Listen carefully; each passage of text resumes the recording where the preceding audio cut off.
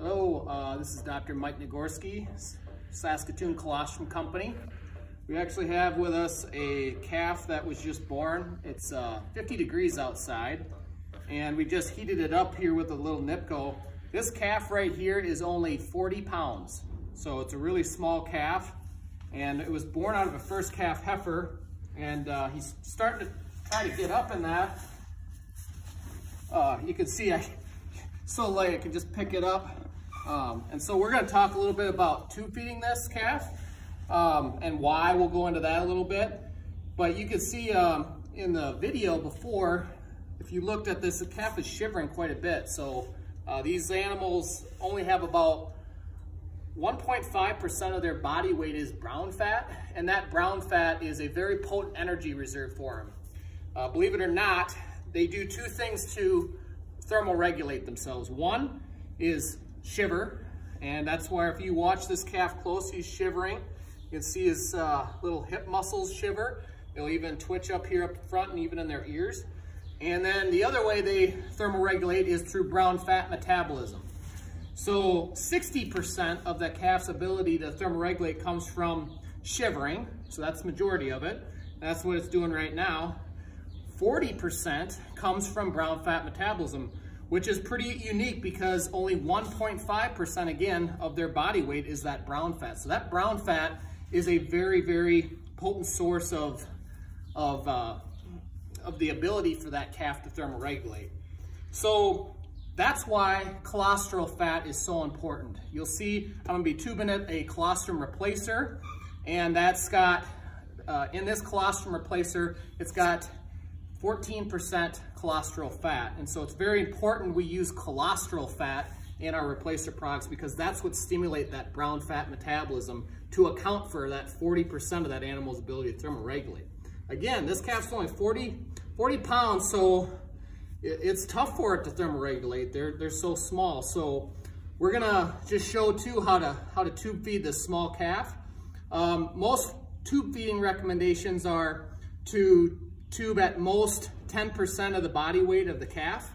We're gonna be just below that at about 8%. And so the thing with tube feeding, especially these small guys, is that you wanna try to, I'm not gonna go over in this tube feeder that I got in my jacket here, it's about 1.5 quarts or so. And that should be okay for this. So I'm gonna show you how to tube feed this calf. All right, I can pick him up, no problem. And I like to put their butt, and I've got it on our chute here, it's got a little flange on it where I can actually put the butt of that calf so he can't back up on me. And then I use my legs just like a chute in a sense, like a catch, putting it between my legs so I can hold it up if it decides to dump down. So I've got my colostrum mixed up right here. Again, this is a small volume because this is a small calf, about 1.5 quarts or 1.5 liters is where it's final mixed to. You want to make sure that your tubes don't have any notches in them because that's rough, because that can scratch the inside of the mouth and actually cause diphtheria for these calves. So I've got a little flange here that I can open up to allow air. I'll do that when I do. So with this calf, I want to go on the left side of the mouth. Okay, so I'll stick my finger in. And very, very nice, fine motor movements. Don't want to force it too hard. Just really, really, really gentle, okay? You can see his mouth's kind of turning a little bit.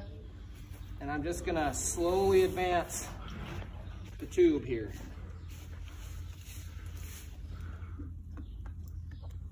Okay,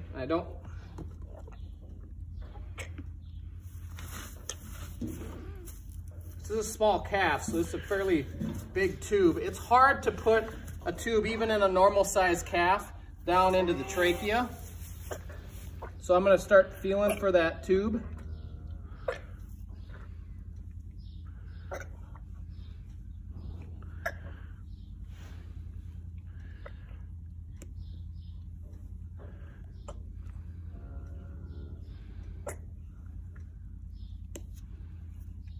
Feel it yet.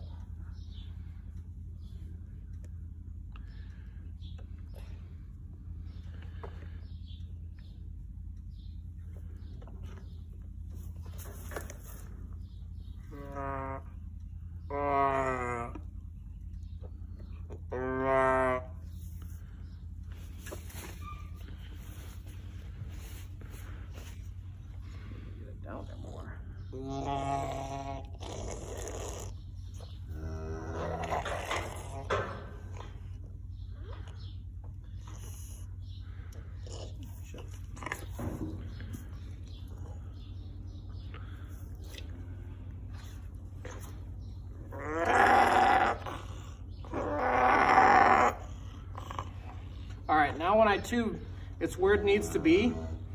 Okay, I'm gonna open up my flange and then slowly start dumping in. It's right where I need it to be. I'm gonna hold the calf's head up if I can.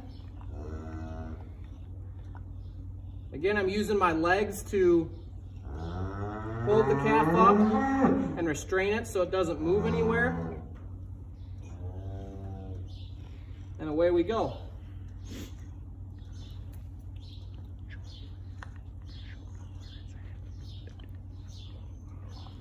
So right now this tube is about midway down the neck. You can feel it right about right here, is where my pointer finger is. And if I move my tube slowly, that's how I know it's in the right place. If it's in the trachea, which on a small calf, it's really hard to do that. But if it was in a trachea, we wouldn't be able to feel that, that bulb on the tube, okay? You can shake the tube feeder a little bit.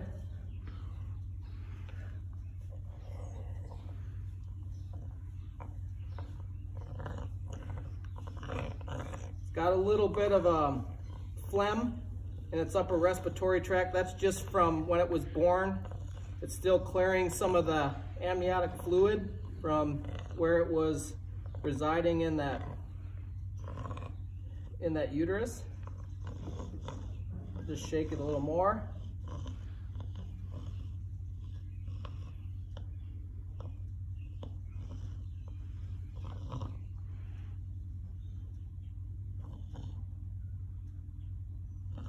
And it's taking a little time because this calf's esophagus is really small. Okay, so that's just kind of trickling in. I also have my colostrum mixed up a little bit thicker so that I could attain a little, not quite as big a volume.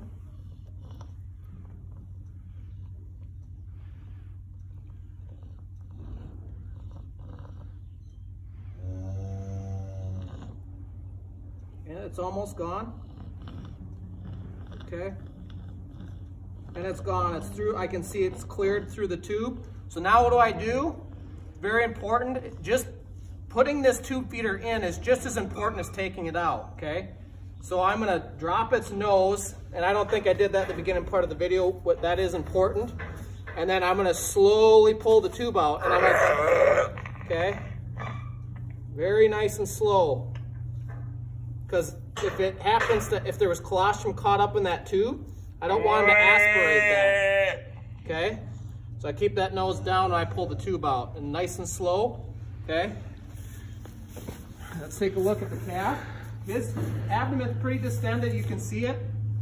You know, that's okay, they'll handle that.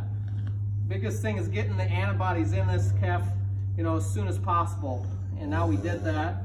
And so now it's gonna help it thermoregulate and also help it in terms of an immune standpoint. And that's it.